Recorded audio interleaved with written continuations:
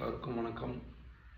இன்றைய மக்கள் குரலில் மாண்புமிகு தளபதி அமைச்சர் இலாக்காக்களை ஒதுக்கியவர்களுக்கு மீண்டும் ஒரு முறை வாழ்த்துக்களை சொல்லிக்கொள்கிறேன்.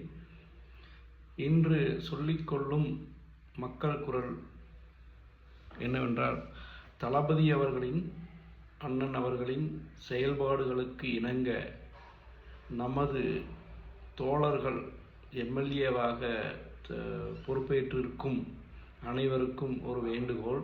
அனைத்து 233 தொகுதியில் உட்பட்ட எம்எல்ஏக்கள் அனைவரும் தவறாமல் எம்எல்ஏ அலுவலகம் அனைத்து வேலை நாட்களில் சென்று அவர்களின் பணிகளை சிறப்பாக ஆற்றி வேண்டும் என்று கேட்டுக்கொள்கிறோம். இது மக்கள் குரலாக இருக்கிறது.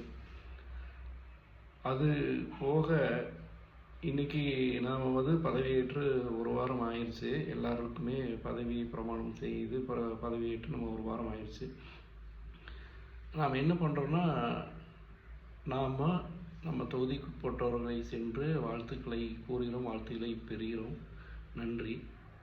பட் நம்ம அதையும் தாண்டி நாம் சில விஷயங்கள் நம்ம கழகத்துக்கு களங்கம் விளைவிக்கும் வகையில் சில விஷயங்களை செய்து கொண்டிருக்கிறோம். அதையை தவிர்க்குமாறு கேட்டுக்கொள்கிறேன்.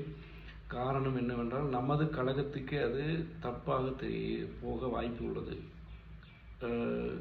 அதிகமாக மக்கள் புழங்கும் இடங்களில் கட் அவுட் பேனர்களை அதிகமாக வைத்து உள்ளார்கள்.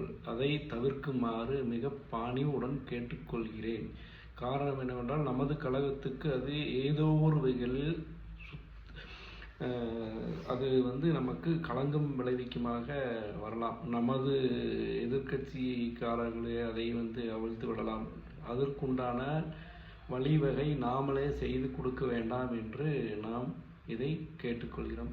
இதை தயவு செய்து நீங்கள் மக்கள் குரலாக எடுத்துக்கொண்டு இதை தவிர்க்குமாறு கேட்டுக்கொள்கிறோம். ஆங்காங்கே வைக்கப்படும் பேனர்களால் மக்களுக்கு இடையூறுகள் வருகின்றன. இது நமக்கு தெரியாமையே நாம் நம்ம ஆட்சிக்கு குந்தகம் விளைவிக்கும் வகையாக அமையலாம். தயவு செய்து அதை மாற்றிக்கொள்ளுமாறு கேட்டுக்கொள்கிறோம். இதை தவிர்த்து அண்ணன் விஜய் அண்ணன் அவர்கள் சிஎம் அவர்களுக்கு ஒரு கோரிக்கையை வைக்கிறேன். அதாவது நமது கட்சி சார்ந்து இல்லாத அனைத்து எம்எல்ஏக்களும் தவறாமல் அவரவர் தொகுதியில் இருக்கும் அலுவலகம் சென்று அவரவர்கள் பணியை சிறப்பாக